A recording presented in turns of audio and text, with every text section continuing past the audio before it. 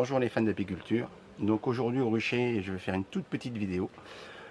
C'est tout simplement le traitement contre le varroa. Donc tout simplement, il y a des lanières que j'ai achetées et on va mettre une lanière pour une petite ruchette et deux lanières pour une ruche complète. Donc les lanières se positionnent au niveau du couvain. On les laisse 2 semaines. Au bout de 2 semaines, on les redécale un petit peu. On met un coup devant, un coup derrière. On les décale. Voilà. Et on laisse ce traitement pendant 6 semaines. Donc c'est tout simple. Hein. On ouvre la ruche, on contrôle. On positionne la lanière à l'endroit adéquat. Et on referme. Et c'est parti. Donc à savoir que toutes les ruches qui ont un traitement contre le varroa ne produisent plus de miel. Donc là, je vais procéder au traitement contre le varroa sur toutes les ruches et ruchettes que j'ai créées cette année. Donc il y en a 12 au total. Et puis on va faire ça ensemble. Donc je vous positionne.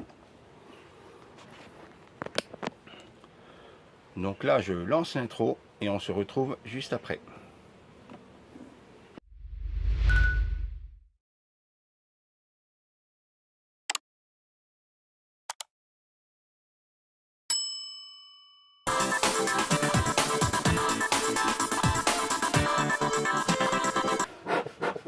Donc je vous montre sur une ruche et ensuite ça sera le même procédé sur toutes les autres. Hein.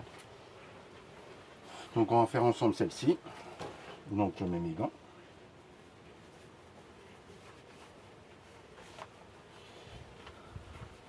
Parce qu'il faut toujours quand même se protéger, hein, même s'il n'y a pas trop de risques.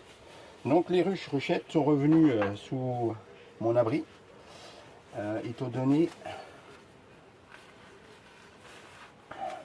que j'ai libéré la place avec les ruches qui sont en production de miel de tournesol. Et comme elles ne reviennent pas ici,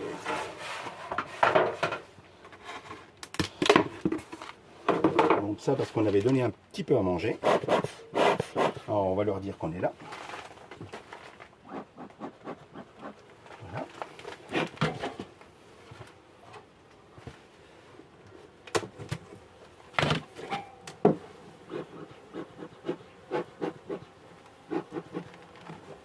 Vérifier qu'il n'y ait pas la reine sur le couvercle. Donc il n'y a pas la reine sur le couvercle. Alors celle-ci était sur 1, 2, 3, 4, 5, 4 cadres et une partition. Donc je vais voir, comme j'ai ramené des cires gaufrées, je vais voir si j'en rajoute une ou pas, suivant la place qu'ils ont. On va voir ensemble. Hein.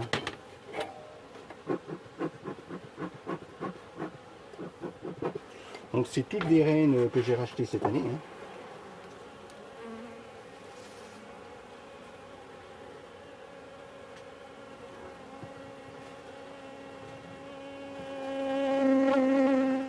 Donc on va positionner, décaler un petit peu.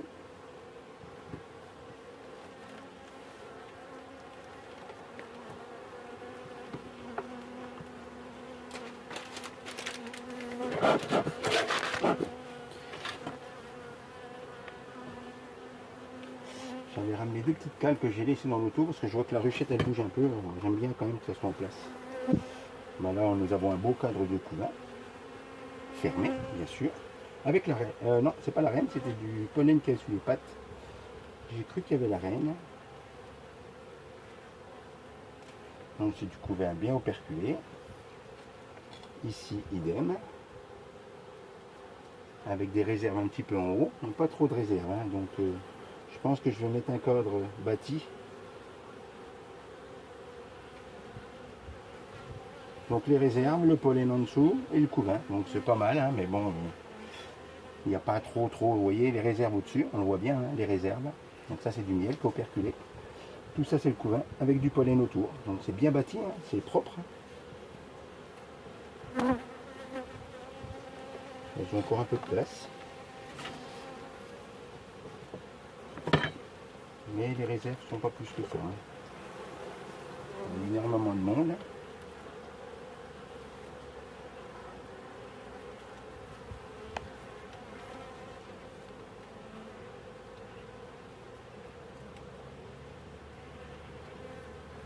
Donc couvain operculé, je voudrais voir s'il y a quand même du couvain naissant. ou des larves. Donc bien du pollen, bien tout ça, on est tout bon. Il y a pas mal de monde, hein. On voit quand même sur les cadres, il y a pas mal d'abeilles. Ah bah, il y avait une cire, vous voyez là, que j'avais mis. Donc j'ai dû la mettre ça récemment. Je ne me rappelais plus. Hein. Est-ce qu'elles l'ont pris en charge? Elles commencent à le prendre en charge. Voilà. Donc elles vont l'étirer, vous voyez, elles sont en train de l'étirer progressivement. Et la reine pourra pondre à l'intérieur, donc elle a suffisamment de place pour faire. On commence un peu à s'agiter, on va refumer légèrement. Bon, c'est pas agressif, hein, mais bon, ça s'agite. Alors ça sert à rien d'en fumer énormément, vous voyez. Un tout petit peu de fumée suffit amplement à faire redescendre les abeilles en dessous.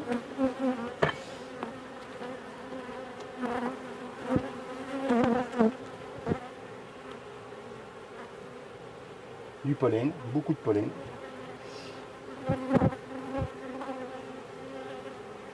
Par contre, bah, j'ai pas vu la reine, alors ça c'est un petit peu embêtant. Donc il y a énormément de place, hein. Elles n'ont plus rien à manger. Hein. Faut que je leur donne à manger. Hein. Là, celle-ci, elle réclame à manger. Donc on va lui redonner. On va faire du sirop, hein, 50-50 à cette époxy. Et celle-ci, je lui donne à manger. Donc j'aimerais bien essayer de trouver la reine. Comme il y a beaucoup de monde, des fois c'est pas facile. Et puis comme je la cherchais pas spécialement, on peut passer à côté. Hein. Alors je vois des larves, donc c'est très bien. Donc il y a des larves, ça veut dire que des œufs et des larves. Donc la reine est là quand même. Hein.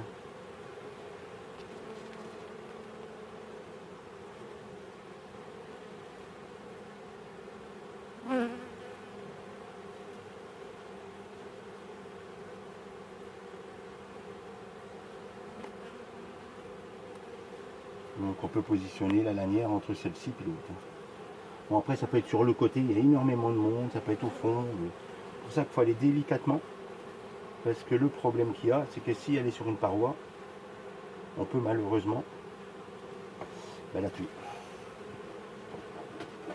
Il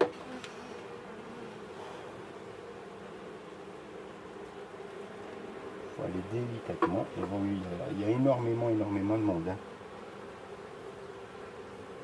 Donc il y a des larves, hein. Je vois des larves. Hein. Donc c'est pondu. Hein.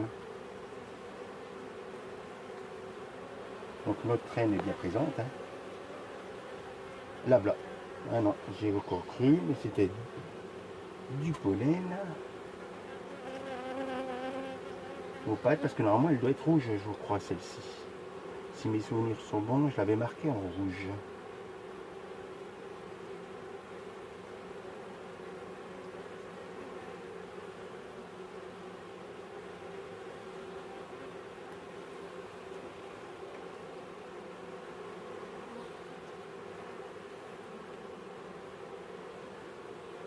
Bon, bah celle-ci, on va lui donner à manger. Bon, on va les laisser, elle est sur 4 cordes. On va mettre la lanière. Donc, ça se présente tout simplement avec des petites bandes fluviales, ce qu'on appelle. Je laverai mes gants après. Hein. Donc moi, je fais ça pour pas qu'elle descende trop loin.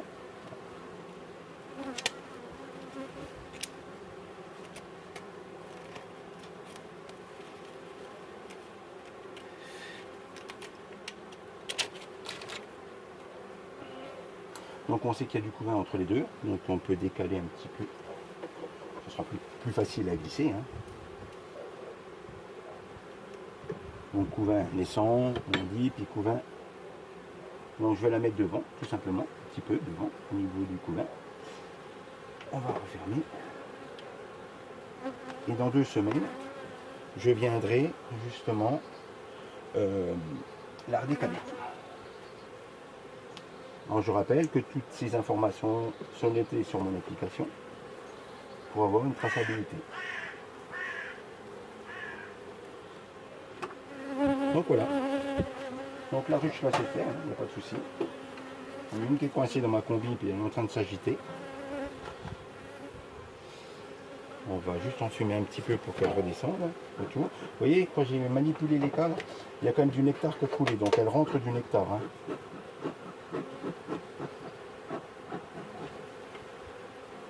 Allez, allez, hop. Hop.